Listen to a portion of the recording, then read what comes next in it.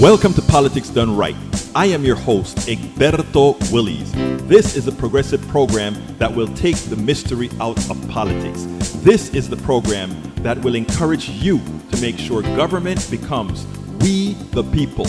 Whether you are liberal, progressive, conservative, or otherwise, you get to air your point of view.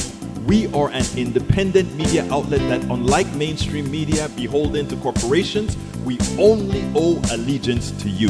Remember, you can also send me a tweet at EGBERTOWILLIES. That is at Egberto Willies. Let us engage. It is Politics Done Right.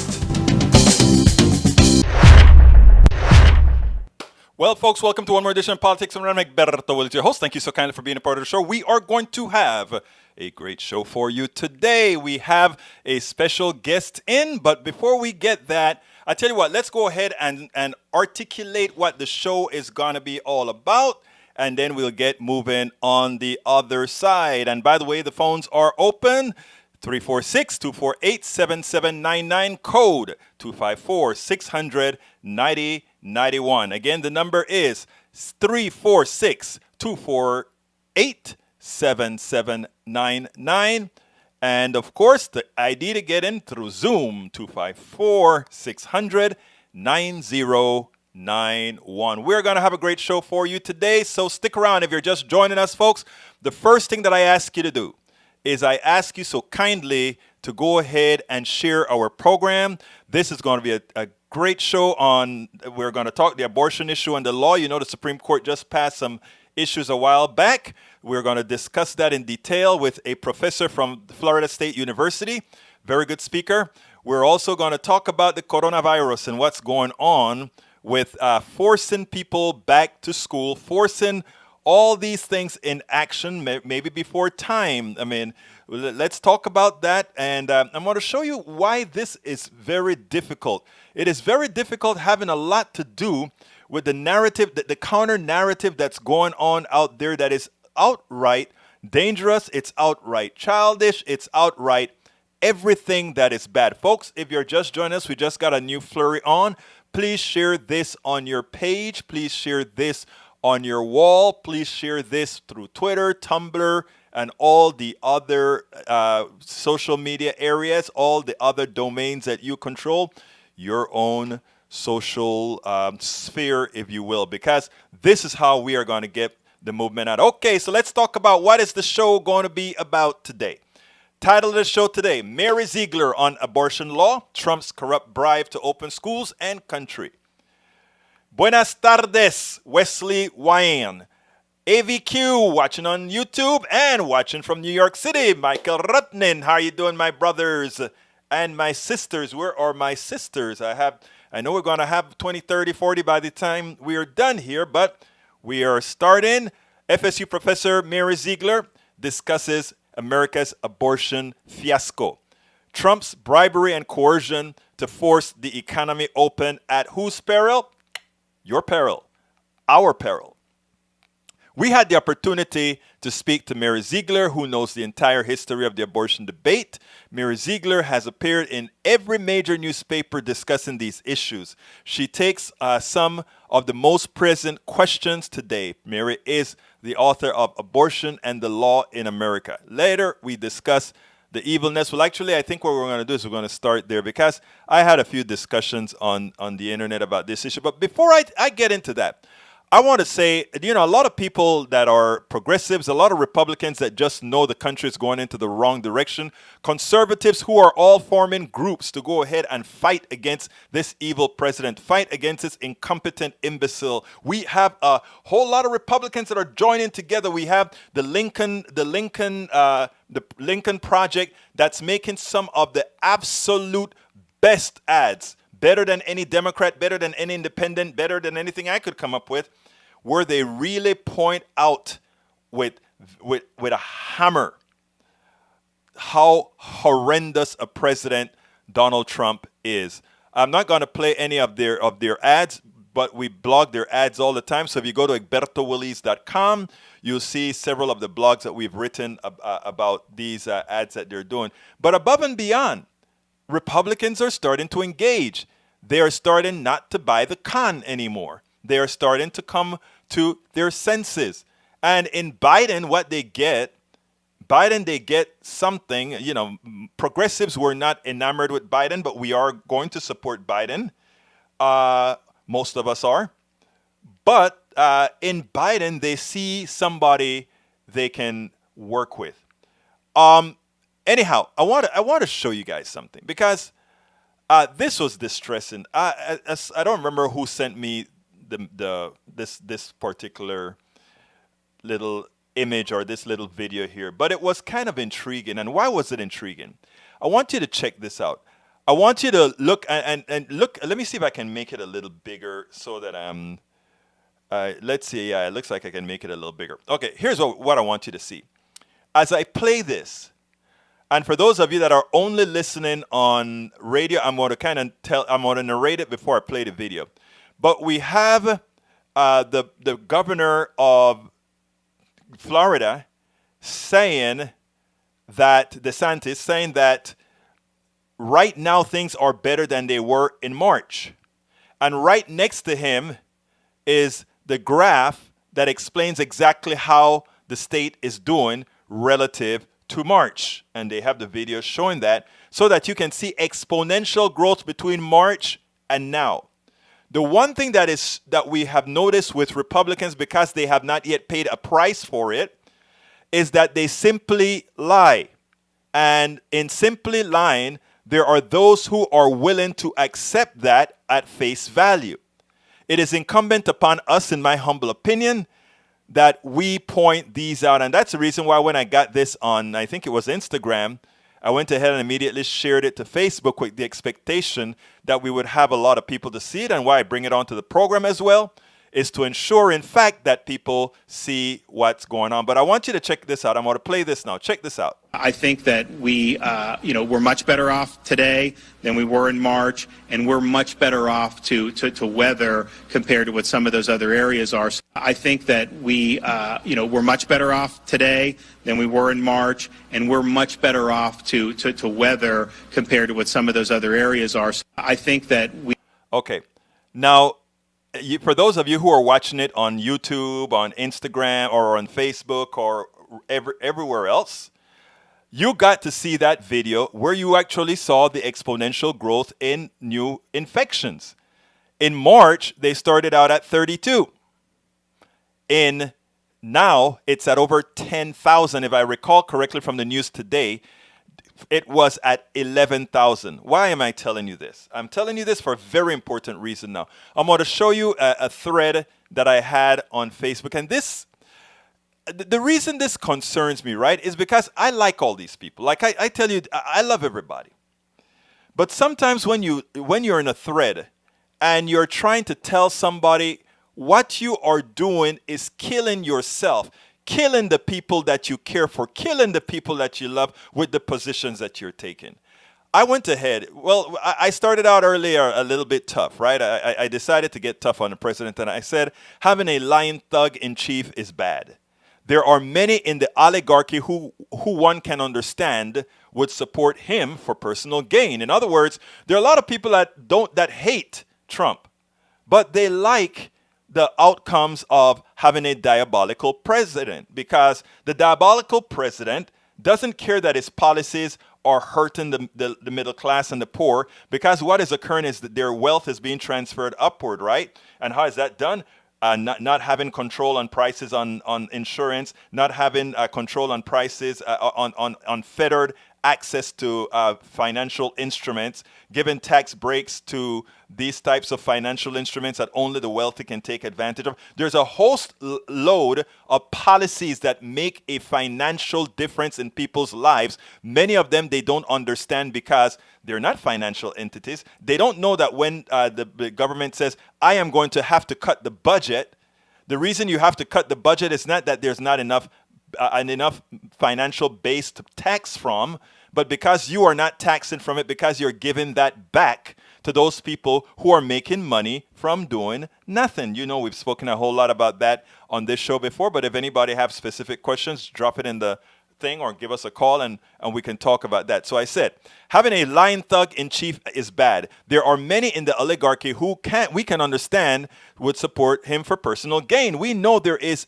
not a symbiotic relationship between most plutocrats and morality. In other words, there are some good plutocrats. I actually believe, in as much as I don't believe Bill Gates or Warren Buffett are deserving of the billions that they have, it's a financial, it's an economic aberration that allow them to get the excess spoils of everybody else's work where they can accumulate on their own. But the good thing about these men is these men are not psychopaths. Mr. Gates is playing by the rules. Warren Buffett, they're playing by the rules. And they're also being magnanimous in that they are rewarding back into society that which they made through the rules that society operates under. However, it is a dictatorship in that they are the ones who are deciding how the excess spoils of all the people who've worked for them is going to be dispersed around the world. They decide that, one person, as opposed to it being an egalitarian society where we all have equal access to success, where we all make decisions together, etc., etc., etc., etc. Now, what is worse, however, like I said, most of them have no morality, these plutocrats, that is, because their sole thing is, how can I maximize on my money? How can I maximize on my income? Okay? Now, what is worse, however, is that he has a following from people. He is provably hurting from his irresponsibility, selfishness, and diabolical policies. He's hurting. And later on, I came up and I found this article in our paper here, the Houston Chronicle, and I was elated. It said, Texans' approval of Governor Greg Abbott fell to 44%. That means finally we can get a progressive likely in Texas. We are going to get a progressive governor in Texas if progressives do the work that they've expected to do. And I know we have a lot of different tiers of progressives ready to do that. Beto O'Rourke and several, we have Castro and several people that good progressives out there that would do good. None of all of them are as progressive as some of us are, but then they're more progressive than most. So I posted that article that said, hey, Governor, he's fallen. The one thing, that there's one person that gave an answer, and it touched me because, and I'm scrolling to it right now, and the reason why is because I sat there and it said, the answer she gave was, it's going down because he's acting like a Democrat. So, okay, it went down because he's acting like a Democrat. Michael Rudden, I understand why you're saying Beto is not a progressive. For Texas, Beto is very progressive. And Beto has a lot of progressive proclivities. But yes, I'm taking calls, Ron Cole. You can call me at the new number 346-248-7799. And the code is 254-600-9091. But before I take calls, I think I want to play the abortion issue, and then we're going to come back to this subject because I do want to get the professor in. So I tell you what I'll do. I am going to hold this for the end of the show. The professor's interview is about not too long. So let's go ahead and do the professor's interview, and then we'll come back to this in just a little bit. So here we have Professor Mary Ziegler, and we will be right back. Welcome to one more edition of Politics Done Right. I'm Egberto Willis, your host. I'm here with Professor Mary Ziegler, who is a legal historian and professor of law at Florida State University. Mary is one of the world's leading authorities on the legal history of American abortion debate. Her dozens of law review articles have appeared in leading law reviews, and her work on abortion has been featured in the New York Times, Washington Post, The Atlantic, the New York Daily News, and BBC History magazine. She often shares her expertise with news outlets in the United States and around the world. She's written 3 books, and today we are here to discuss today's reality as well as her new book, Abortion and the Law in America. Professor, welcome aboard Politics Done Right. How are you doing today? I'm great, thanks. Now, first of all, tell me a little bit about yourself. What got you into this particular field that you're into? So I started actually thinking about writing about this stuff when I was in law school. And we were reading about how social movements use law to change the world and to change politics. And I had kept kind of waiting for the book about Roe v. Wade. We had read lots of books about racial justice, about Brown versus Board of Education. So I was sort of waiting, where's the Roe v. Wade book going to be? And my professor said, well, there is no Roe v. Wade book. And I thought, well, that's ridiculous. Somebody needs to write that book. So I thought I would do it, which was kind of naive to think when I was, 24. But I've been kind of trying to write that book ever since then, because there's lots of heat on this topic, but not necessarily a lot of light, not a lot of actual information. So I was really attracted to the idea of doing history rather than advocacy about it. Now, I'm an engineer by training, and Mm-hmm. I always have a basic question. What is so difficult about this issue? If an entity is attached to a person, Mm-hmm. shouldn't that person that entity is dependent of have preeminence? Meaning nobody should really have the right to get in and talk about what you do with that entity. Yeah, I mean, I think that that's obviously been an argument that's been very compelling to lots of people in the United States and across the world. I think the reason that the issue is so difficult in the United States, and really it's kind of worth saying, the United States is fairly unique in that way, right? I mean, even if you look, for example, at Catholic countries like Ireland, there's been a more sort of stable settlement of this issue than we've seen here. So I think the problem here is kind of twofold. One, the United States is quite religious compared to other countries, and religious not just in the sense that people say they're religious, but that it actually informs their daily lives. They go to church, they actually seem committed to these beliefs. And many of course, of the religious communities in the United States are opposed to abortion.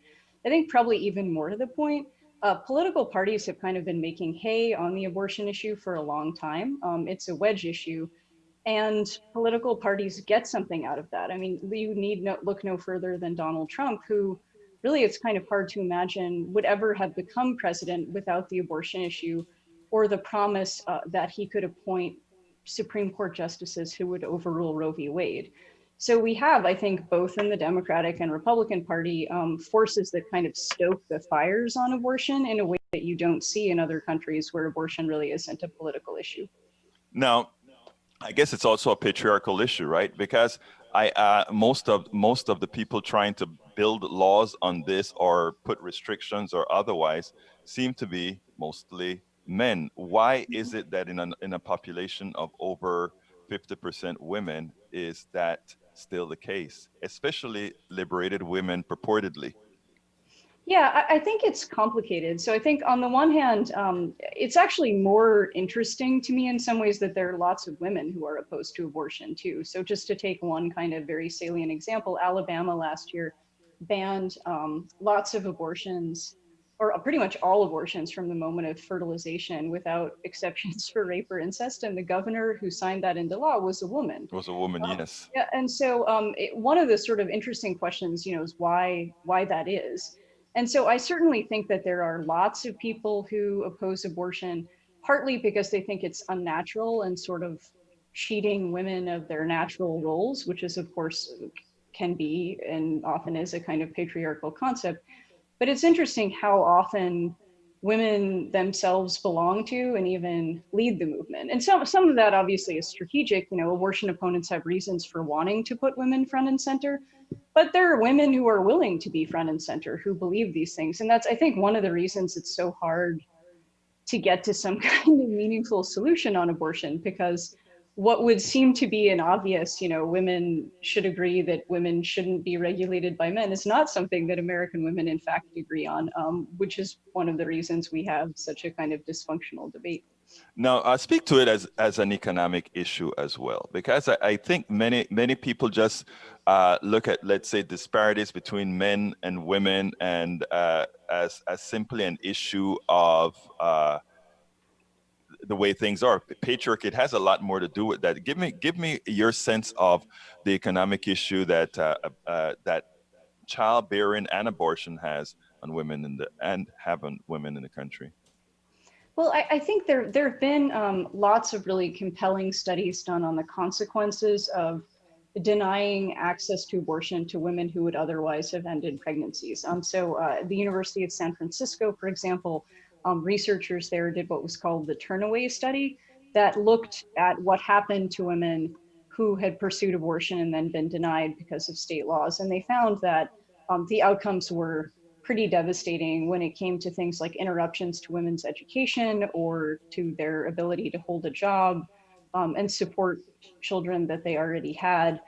Essentially, I think the idea is that people expected to be able to decide when they could have children or when they were ready to or able to support children, and then learned that the law didn't enable them to make that choice. And so they had to kind of adjust on the fly. And of course, those adjustments were disproportionately being made by women who were poor, women who were Black, women who had fewer resources to begin with. Because as you can imagine, it's always been true before Roe v. Wade to the present that women with more resources are not really as constrained by the abortion restrictions, right? They can travel out of state, they can stay in a hotel if they need to, they probably have jobs that will give them time off in order to have an abortion. Poorer women don't have the same luxury when it comes to childcare, when it comes to travel, when it comes to staying at a hotel, when it comes to childcare. So when you're thinking about the economic consequences of these laws, it's important to sort of think through the fact that they're not the same, that they're very different for different groups of women in the United States. Equal application of the law, and in effect, implicitly that can't occur if there are disparities with the way states implement abortion. Is that right? Yeah, absolutely. I mean, if you think about what does the right to abortion actually mean right now, it really depends on your zip code. So even if you look at where abortions occur, like a hugely disproportionate number of abortions occur in California, New York, and Florida. Now, part of that is because those are large states, but part of it is also because it's relatively easy to access abortions in those states. There are other states that have one abortion provider, maybe often a Kansas. small one. Yeah, Missouri is a good example, Kentucky. So there are lots of states where abortion is not officially illegal, but is almost inaccessible already. And so there are, if you think about it, there are already huge disparities geographically as well as economically and racially. You segued into an important area, death by 1,000 cuts. In other words, it's not Mhm. even necessary to abolish Roe versus Wade because there are so many restrictions. Why don't you tell us a little bit about some of those? We had the attempts in uh, Louisiana that was just dispelled by the Supreme Court, and we've had state after state, mostly many of them considerably red states that are doing all these techniques. Tell us a little bit about that. Yeah, well, so we just had the Supreme Court. In my opinion, and we can talk more about the Supreme Court, but I think the Supreme Court case, which everybody heralded as this big win for pro-choice people, I think is not a big win. But we can talk a little bit more about why. I would actually, you are one of the, I've seen articles that talk about Roberts likes to tie the knots very well.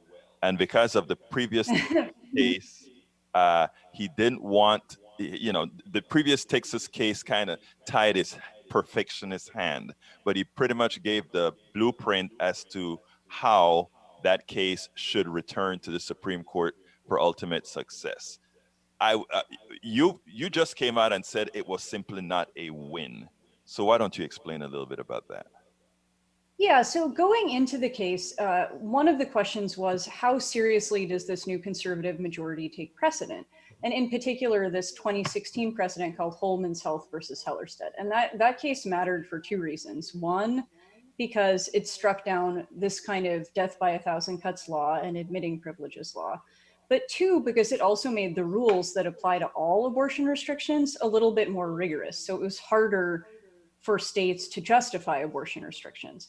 And how it was harder was because the Supreme Court said, you guys actually have to show that the costs of these laws don't outweigh the benefits and that these laws actually have a point. So you can't just sort of say, oh, this protects women or this law is great. You actually have to have some kind of evidence that you know what you're talking about, that a court will take a hard look at. So Chief Justice Roberts said, okay, I'm taking precedent seriously. These two laws, the Texas law and the Louisiana law, are the same, so I'm going to join my liberal colleagues. But he totally rewrote the rules that apply to all abortion regulations going forward. And he made them much easier for states to pass. So now states don't have to show that there's any purpose to their abortion restrictions. And courts have to be relatively deferential to states when they talk about what the facts on the ground are. So even though the pro-choice movement kind of won this round, Roberts made it a lot easier going forward for abortion opponents to win subsequent rounds, basically by rewriting what the law was, all while claiming he was, pro-precedent. So it was I think Stephen Mazie in The Economist said it was canny. That's, I think, Roberts to the core, and I think that's kind of where we are right now in terms of the Supreme Court. I don't think I had heard that no, well, you found an article with it, but that is interesting because in effect you're saying that this was a big favor for the next round. Yeah, we understood that he pretty much gave them the direction on how to write it, but you're telling me that he also made it was a slippery slope and that he made it easier for other states to do a whole lot worse. Yeah, so when I was asked to write a bunch about this in a lot of media outlets, and so I wrote about it on the day of in the New York Times and a couple other places. And then the more I thought about it, the more I thought that really pro-choice groups hadn't entirely won at all. Like, I knew it was sort of not a big victory, or it was a kind of temporary victory, but now I even question if it was a victory, because I think the thing everybody wanted was to see that Roberts would have genuine respect for precedent. And saying you have respect for precedent while completely changing what the law is, that isn't respect for precedent, right? It's just an underhanded way of getting where you really ultimately want to go, right? Exactly, yeah. I mean, I think if you had real respect for precedent, you would actually have to leave it alone, right? Not completely say, like, it'd be sort of like if you said, I have respect for precedent, Roe v. Wade is a precedent, but there's no more right to choose. Like, then you're just changing what it means to the point where the precedent is useless, right? I mean, I think that, and so it's also a roadmap, because if Roberts wants to say he has respect for precedent, abortion opponents are going to have to, respect that and deal with that. But that doesn't mean that they can't get rid of protections for abortion along the way. We've already seen that. In my layman way of thinking about the law, I actually thought that what Roberts was doing was being Mr. Pragmatist. In other words, he's trying to, there are certain things that how society has changed, that his attempt was to be moderate and not have too many gradients, because that's where you get riots and all of that kind of stuff. Mm-hmm. But after listening to you now, I'm a bit concerned, because it may be Yeah, that well, he's just a much smoother operator, especially for mhm. a lay person with the law, like most of us are. Well, and I think your sense that of Roberts is absolutely right. I mean, the term a lot of lawyers use is that Roberts is an institutionalist, which means basically he sort of cares about the court's legacy, he cares about his own reputation, he cares about how things look, right? Which means that he doesn't want to do something that will produce a big political backlash, that'll make a lot of people, like ordinary lay people, angry.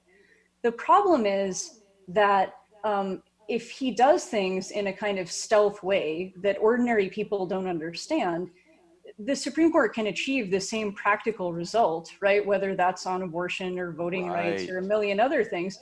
And normal people won't understand and therefore won't care, right? I mean, there's not going to be a backlash if nobody knows what's going on. And so that might kind of be, if Roberts hasn't a brand that's emerging, that might be it. Well, I mean, I think you've already proven that, right? The mere fact that most of us sit back there and still think, not still, but many still think that, wow, it's a big win. Yeah, a little bit of caution here, but it's a big win.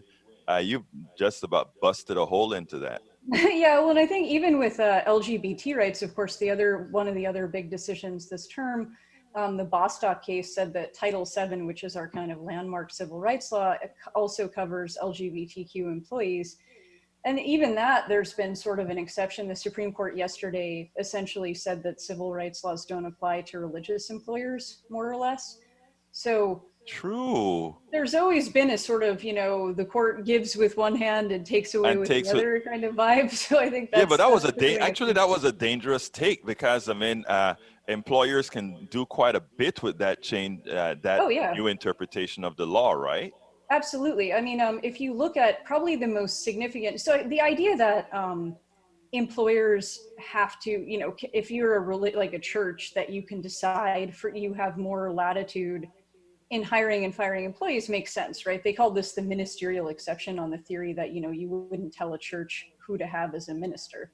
But the court has been extraordinarily generous to employers in terms of who counts as a religious employee, right? So like, is the janitor a religious employee? Is the person who answers the phone a religious employee? Are people who don't really do religious jobs religious employees, such that employers don't have to follow civil rights laws? And the Supreme Court yesterday said more or less, we're going to just defer to employers on that. So if an employer says this person is doing an important religious job, that's pretty much going to take care of it, which, as you can imagine, employers will say, if they're religious entities, will Right. say everybody is doing religious work. So there's already a kind of big hole in the protections for LGBT employees that we saw the court create earlier this term.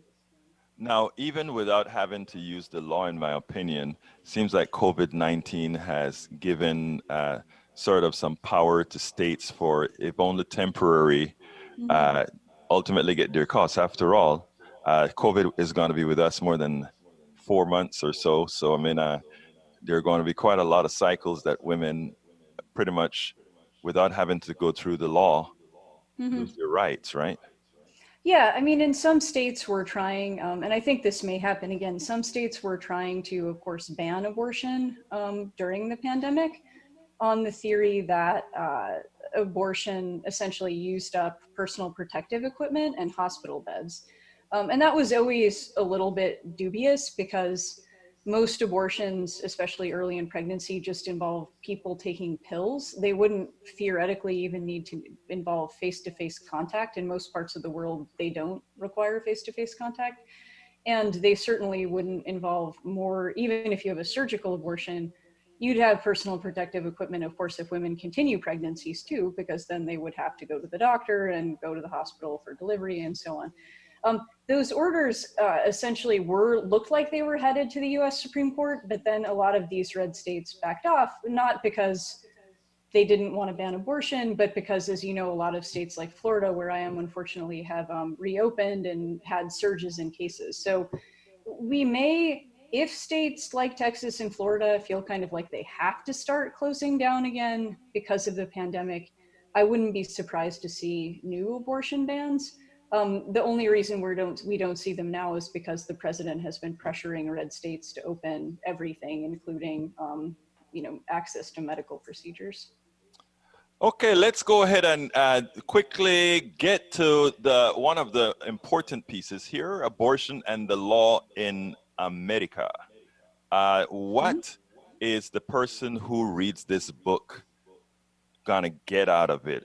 How is it gonna make them that much more apt to the subject? Well, I think if you care about abortion in America, it helps to know why people are always talking about what seem kind of like the facts about abortion. So I think the book is there to help you kind of make sense of why anti-abortion strategies are functioning the way they are, which I think helps you understand what's coming next and also be kind of more alert to some of the threats to abortion that you probably aren't paying attention to. So it kind of goes all the way back to the beginning to trace the origins of these strategies. And it focuses too on why often abortion opponents are not talking about fetal rights all the time. They're talking about things like abortion being unsafe for women or abortion causing fetal pain, this sort of world of alternative facts that Donald Trump's kind of put us in, right? Where we're fighting about what reality is and what science is. We're not fighting about who has a right to do what. And I think if you don't know the history and you sort of are reading about abortion restrictions, it doesn't really make much sense, right? You don't know why abortion opponents are doing this. You don't know what they're getting from it. And you don't know what that means for the big picture in terms of Roe v. Wade. So I wanted to kind of show what had changed and why it had changed, and why it's been in some ways a more effective way to dismantle abortion rights than the sort of direct, there's a right to feed a life approach that most of us are more familiar with. Going back to my original statement, and I'll ask it to you again, and that is, if that entity is dependent on you, why should I be able to tell you or force you? Well, I mean, I don't think you should. I think the answer abortion opponents give is that it's kind of a complicated one, but they would say it's a civil rights issue, right? And I think we'll probably see more of that coming. One of the interesting sort of pivots you see abortion opponents making, and one of the issues that's definitely coming down the pike, is to argue that women have abortions for reasons that violate not just fetal rights, but the rights, for example, of Black people. There's a new strategy to argue for bans on abortion for reasons of rape, sex, or disability.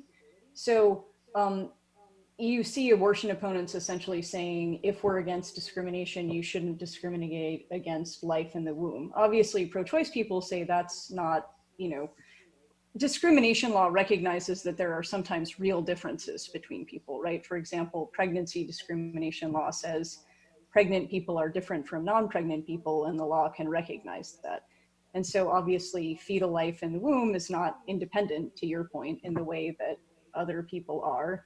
And therefore the distinctions are totally legit.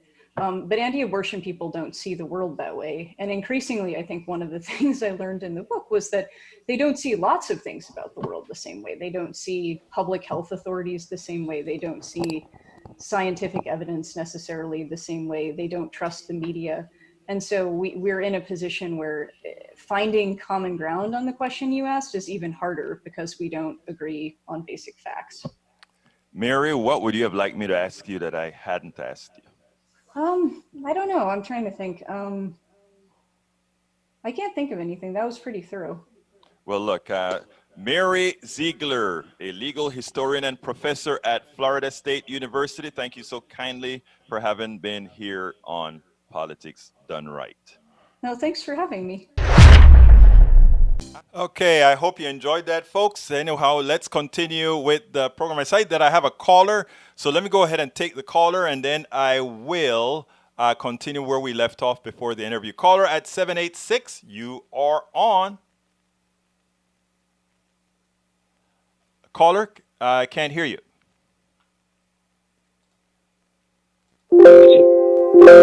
Go ahead, caller. I just heard you for a second and then you stopped. Hi, can you hear me? Yes, I can hear you now. Okay, I'm trying to get you on for something I can't. Great. Who am I speaking to? This is Ron. How are you? Hey, Ron. How you doing? Come on in, man. Talk to me. So I see that your issue is this decision by the Supreme Court. Is this right? Well, that is why that was the first interviewer. I'm going into another subject, but did you want to talk about that? Well, I mean, I figured you played it for a reason. What's your current subject? Actually, we're talking about the coronavirus and how the president is trying to coerce things to open. And I was going to show a whole lot of people and how it thinks and why things are becoming so difficult for us to come to terms with what's actually happening and why it's opening. The reason I brought up the abortion issue is that we just had a ruling from the Supreme Court, and Mary Ziegler, who's a professor at FSU, she wrote an interesting piece that actually changed a lot of my own opinions as far as whether the Supreme Court justice was really being pragmatic or was he just doing a whole lot more. And what she's proven with her statement was this guy knows how to use that bench in some interesting ways and to get conservatism into the sphere without actually people realizing how effective he is. But go ahead, Ron. Well, you know, I watched and I listened to the entire interview by Mary and at FSU, which I'm very close to, as you know. Mm-hmm. And I have great respect for her. I think she's a brilliant legal mind.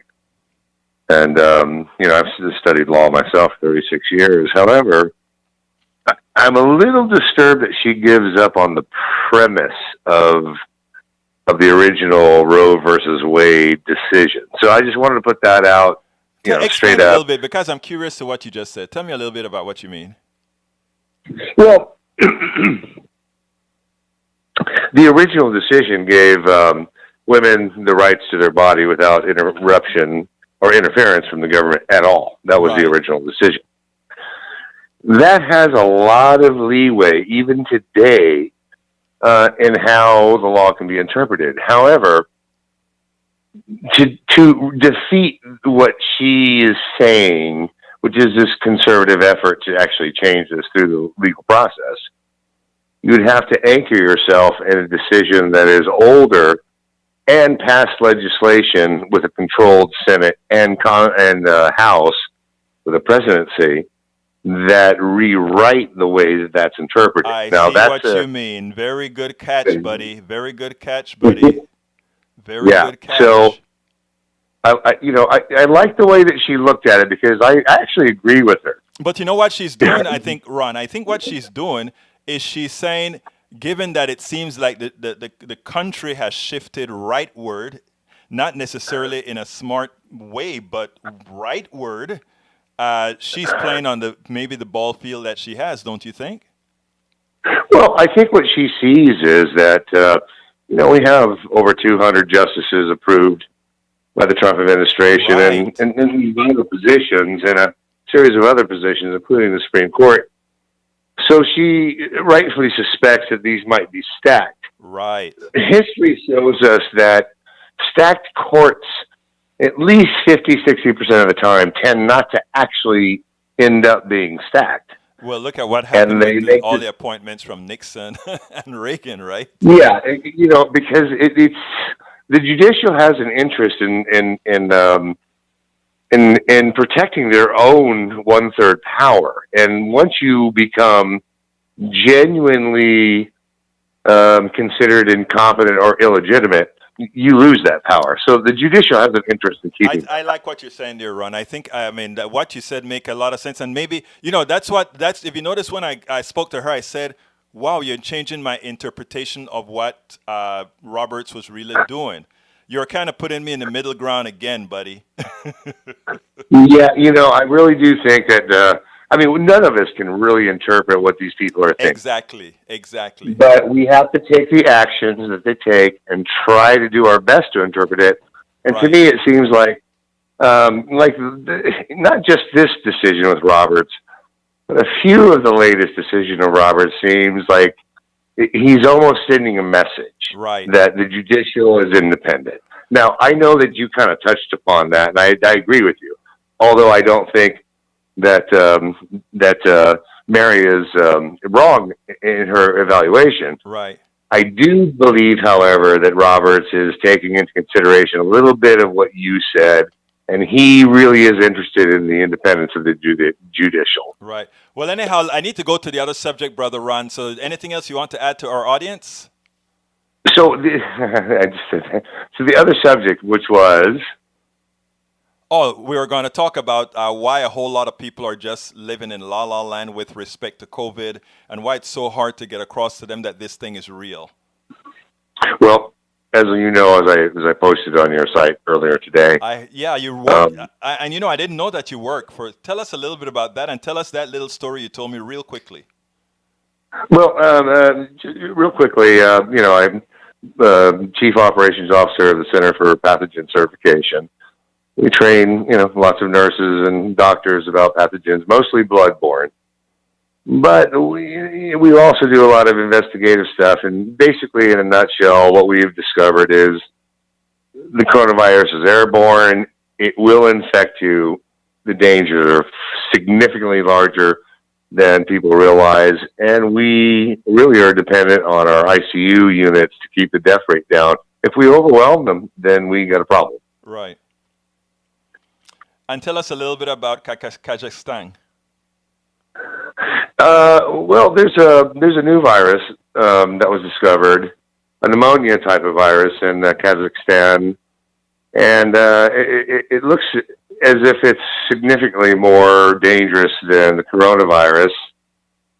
and it's killed about 1,700 people in a very short amount of time. So it's a huge concern for the CDC. If this comes up on top of the coronavirus, But Ron, I this want would to be a stop you a really second and good. ask you something. I don't want to forget to ask you. So sorry for breaking in. Does the CIA is aware of this? I would trust, right? It's both the CIA and the CDC.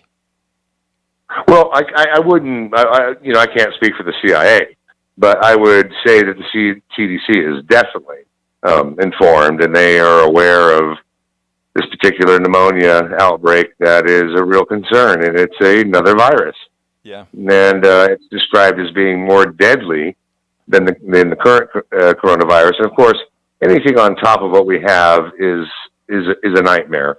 And And one other question: have they isolated that virus and come out with the DNA sequence on that?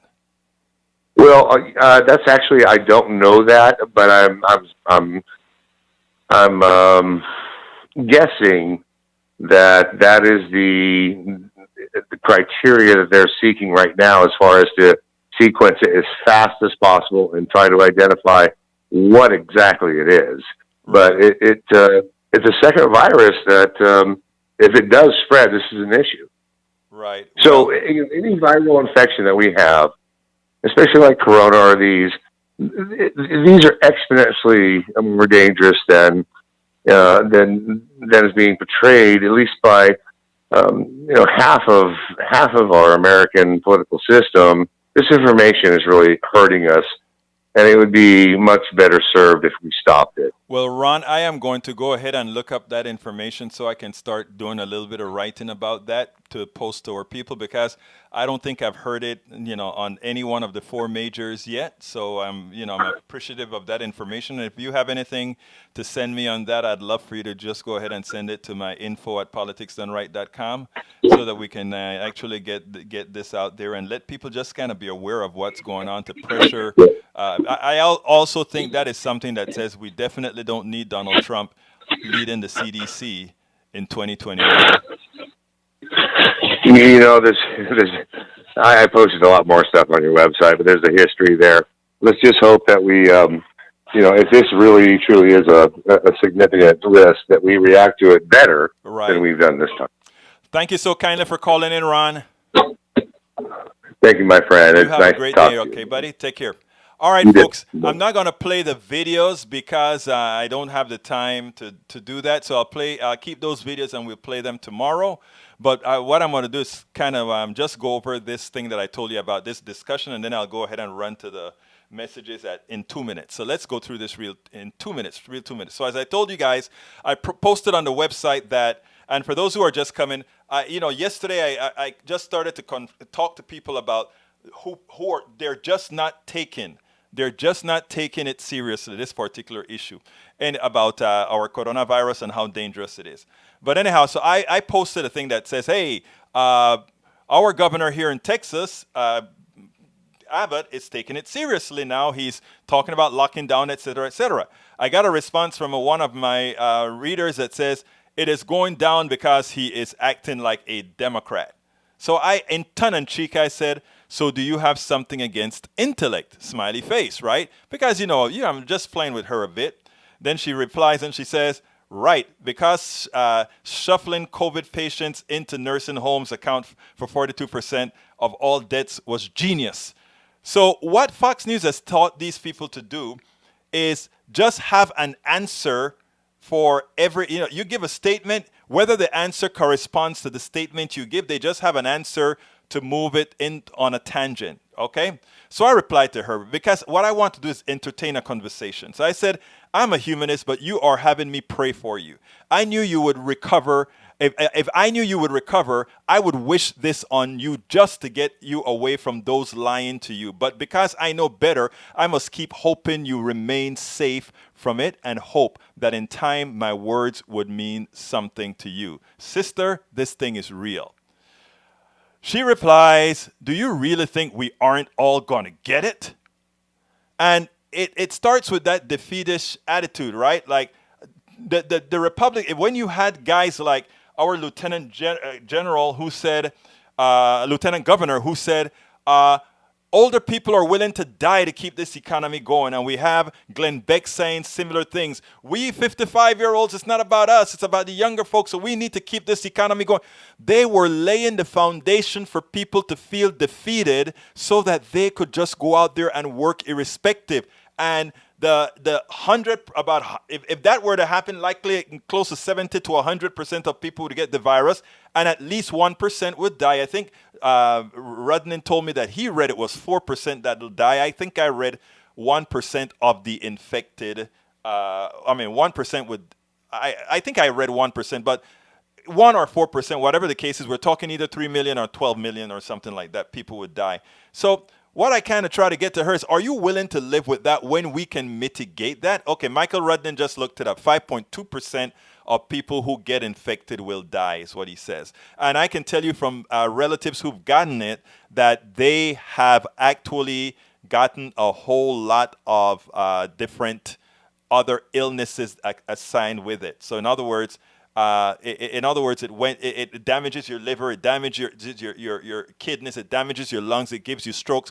All these things that don't kill you hurt you. But the idea here is they are so programmed to come back with an answer immediately. And what I was happy to see is that there are a lot of people that I've addressed and spoken to on this issue. And in as much as I am very political, I saw a lot of people that have changed their tune. They've went from starting to talk about wearing masks. Well, they first said, well, everybody's going to get it. That was the excuse to mitigate that. Yeah, they're actually seeing people dying. So they're saying everybody's going to get it, so what's the point? Then they started wearing masks. And some are actually saying, we can actually beat this. So my whole thing here is the reason these people are thinking this way is they have their inputs that are coming from the Glenn Becks, the lieutenant general who actually had the nerve to say that Fauci didn't know what he was talking about, a lieutenant general that was a radio jockey that doesn't know anything from anything, was talking about Fauci and all these other folk. Here's the deal. Enough people are changing their minds. We have to be concerned about the ones that have that mental makeup that there's nothing that's going to change them, even if their ideology has been proven wrong. Let me run to these things right now. Mike, let's see. To all who say we will all get it, this is start digging your own grave. Exactly, Norman. You know what? I didn't salute all my buddies. Norman Reynolds, Michael Rudnin, Bruce Pollard, Mike Cisak, and don't let me miss you guys. If I miss you, write and send me a letter real quick or a notice real quick. I'd like to call all my people out. Mike Cisak, I called you. Masticator, Lee Grant. Who else is here? AVQ. Let's see who else is here. I got Norman already. I saw a lot of others. I'm scrolling real fast, so bear with me. Ron Cole, of course. Ron Cole called in. Juan E. Peña, welcome aboard, Juan. Let's see, Rose Williams, welcome aboard, Rose. Dimitri OG, hola mi hermano, ¿cómo estás? Let's see, I got Dimitri. Let's see, who am I missing? I saw quite a few that I got, Lee Grant. Wesley Wayne, how you doing, Wesley? I saw you too. Okay. All right, if I missed you, drop me a line because I like to call out all the folk, okay? I like to call out all my people. Anyhow, Michael Rudnin says the expectation is that 70% of the world's population will become infected with coronavirus within 2 years. If there's a huge spike beyond that, hospitals' capacity can handle. There will be a triage and a large increase in toll. Hospitals' capacity can handle. Let me tell you something, guys, because this is what I don't think people are realizing. People get the cold every year, or if several times a year, some people do. Our expectation is that there is some vaccine for the coronavirus. But I want you guys to posit something. We never got a vaccine for AIDS. We never got a vaccine for the common cold. And every year we have to make some sort of a transmutation of the flu vaccine. And sometimes it's effective because we get the right flu virus calculation, and sometimes we don't. So we have to start finding there are several things that we have to do as a society now that we know what a pandemic looks like. In my humble opinion, we have to start, all of us, whether you're on the left or the right, looking for true universal health care, because even Mike Cisak would have to admit that if Mike Cisak right now, my conservative brother on this show right now, if he gets the coronavirus and it hampers him from his farm, he will be in dire straits, and ultimately it could turn out that he loses it all unless he tells his doctor, you know what, I believe I've lived long enough, let me go. Now, let me tell you something, guys. I've already put that in. If I get a certain way, I don't want plugs or machines or whatever, let me go. Okay? But most human beings don't have that wherewithal. They want to try at all costs to go forward. So, this is the opportune time for all of us who believe in Medicare for all, not only to convince the Mike Cisaks and the Lee Grants of the world that it is the most effective and efficient system and prove it to them, as well as forcing our government to institute it.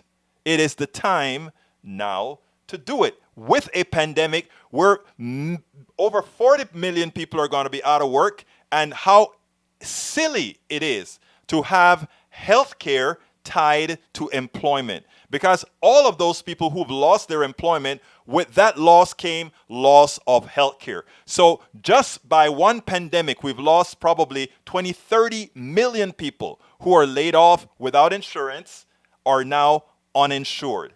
And those who have gotten the coronavirus based on what Trump and his allies are doing will also make pre-existing conditions and other issues come about. So this is important, folks. This is our time. We've got about a few months to really change the narrative. A lot of Americans are already on board. About close to 60% are on board with Medicare for all.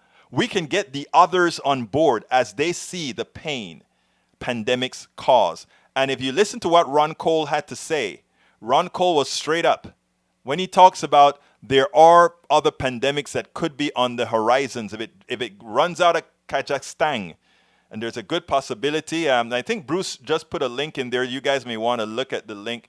I haven't looked at the link Bruce put in there yet. There you go. There's a denial according to what Bruce is saying, but we know how countries do denials, right? We know how countries do denials. I'm going to read the article in a little bit, Bruce. Anyway, we're coming to the end of the program. I want to thank all you guys for showing up to the program. I know you have other places that you can go. I want to urge you to support us as best that you can. We have several methods in which you can provide Politics Done Right support. And they all start with Politics Done Right. So if you want to support us via Patreon, please become a subscriber via Patreon. There are a lot of benefits you get from being one of our patrons. We send you stuff whenever we can. You have full access to all our books online. You can also, and I've just put that link in, it's politicsdoneright.com/Patreon. politicsdoneright.com/Patreon. We also get your support at politicsdoneright.com/PayPal. politicsdoneright.com/PayPal. We are looking for Facebook subscribers as well. You can become a Facebook subscriber by going to politicsdoneright.com/Facebook. politicsdoneright.com/Facebook. And of course, please visit our store. Our store is at politicsdoneright.com/store. politicsdoneright.com/store. And what can you get at our store? Of course, our book, As I See It, Class Warfare, the only resort to right-wing doom. Or, of course, you get our cup, or our t-shirts, or a whole lot of stuff. Just go to politicsdoneright.com/store. Folks, I want to thank you so kindly for being a part of the show today.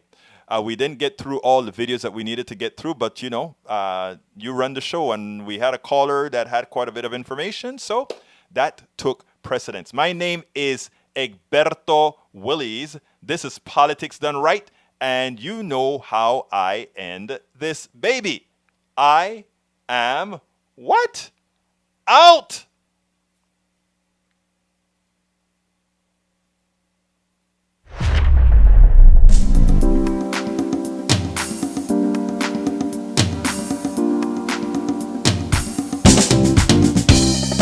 Welcome to Politics Done Right. I am your host, Egberto Willies. This is a progressive program that will take the mystery out of politics. This is the program that will encourage you to make sure government becomes we the people. Whether you are liberal, progressive, conservative, or otherwise, you get to air your point of view. We are an independent media outlet that, unlike mainstream media beholden to corporations, we only owe allegiance to you. Remember, you can also send me a tweet at EGBERTOWILLIES. That is at Egberto Willies. Let us engage. It is Politics Done Right.